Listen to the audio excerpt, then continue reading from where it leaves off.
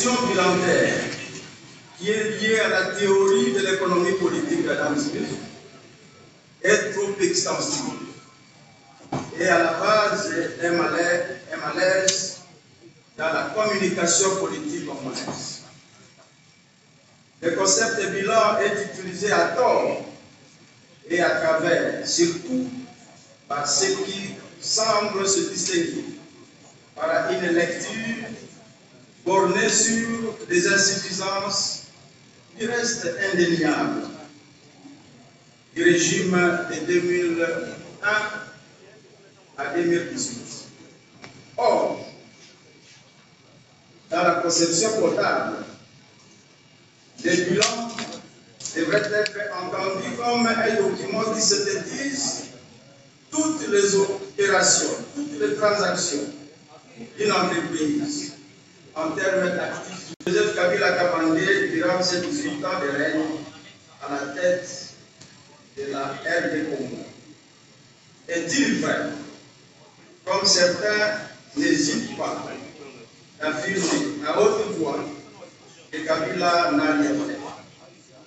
Il a laissé le pays dans les chaos. Quelles sont les questions cardinales auxquelles le professeur Néhémie Milania tente de répondre et de la manière la plus scientifique à travers son ouvrage.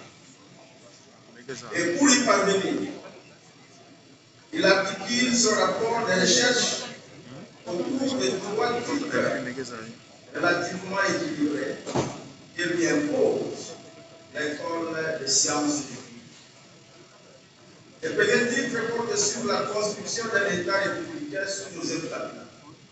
Et là, l'ouvrage montre comment s'est fait le passage d'un État inexistant à un État républicain. L'économie nationale.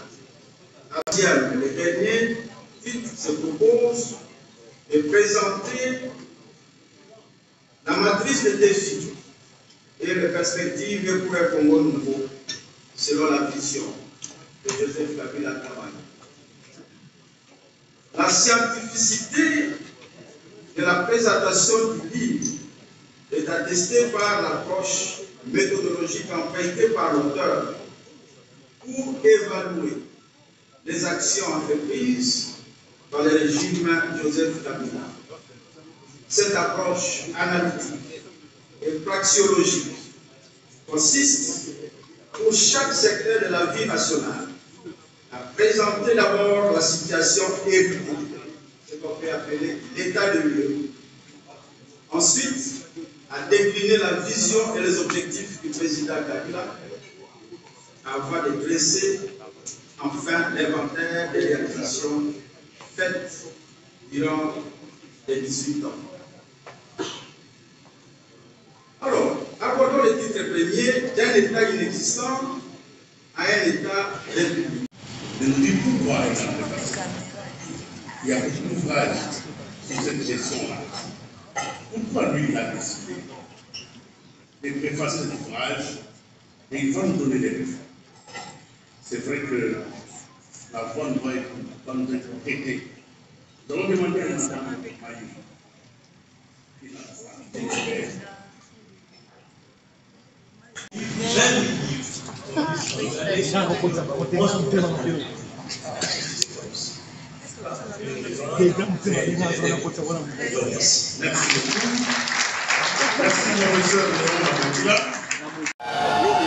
Effectivement, contrairement à beaucoup d'idées répandues, qui était une négation de la vérité de la réalité, celui de faire ressortir les grandes réalisations, les grandes choses qui ont été faites.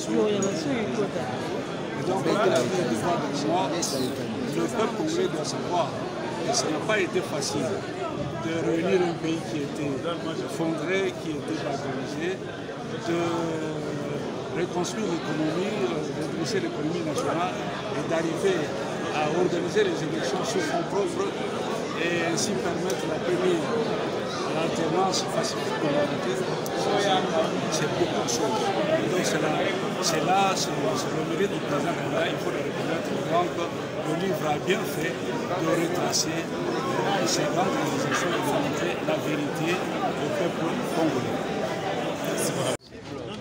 pense qu'en ce moment, notre problème n'était pas d'apprécier ou d'évaluer la politique actuelle du pays, mais nous avons eu la responsabilité de faire la lecture de l'ouvrage publié par Néhémie Moulagna qui donne le bilan de 18 ans de règne de Joseph Kabila, 2001-2018, de ce que nous avons fait.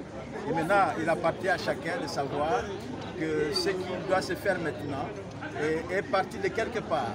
Voilà, c'est ça le travail et c'est ça l'importance, que tout le monde sache qu'on est venu de quelque part pour arriver là où nous sommes aujourd'hui. On ne peut pas chercher à comprendre ce qui se passe aujourd'hui sans avoir fait ce pas rétrospectif sur les 18 ans passés. Et Joseph Kabila a laissé à la postérité un héritage qu'il faut bien comprendre avant d'évaluer les prochaines politiques de notre pays. Ce livre est réparti à combien de chapitres? C'est un livre de 358 pages, réparti en 3 titres ou parties. Les juristes, comme Néhémie, préfèrent parler de titres, mais nous, aux sciences politiques, on parlerait de parties. Et donc, le premier titre porte sur ce qu'il appelle le passage d'un État inexistant, voyez, à un État républicain. Comment l'État républicain a été construit par Joseph Kabila Kabange avec tout ce qui l'a accompagné. La deuxième partie a porté sur l'effort entrepris par son régime pour la reconstruction du pays. Et enfin, il a terminé son livre en troisième partie par donner la vision qu'avait Joseph Kabila, parce que tout n'a pas été fait. Il avait une vision et les défis et les perspectives d'avenir. Voilà comment Moulagna a structuré sa pensée, a structuré sa réflexion, et je pense que c'est cohérent. Professeur Foster, merci. Merci beaucoup. Je viens de le procurer, donc je pense qu'après l'avoir parcouru, je pourrais vous en dire davantage, mais de façon générale, la préface, c'est pour avoir un petit peu discuté avec l'auteur. Lors de la structuration du livre, c'est vrai que c'est plus une anthologie, hein, c'est plus un répertoire historique qu'un roman, qu'un récit ou un ensemble de faits divers. Donc on va s'enrichir sur l'histoire de notre propre pays, vu de l'intérieur, donc avec une autocritique qui est quand même assez intéressante. Ça aussi à ceux qui vont lire cet ouvrage, quel est le message le plus important que vous avez donné? Le premier message et le plus important, c'est de lire pour apprendre, lire pour comprendre et surtout lire pour écouter.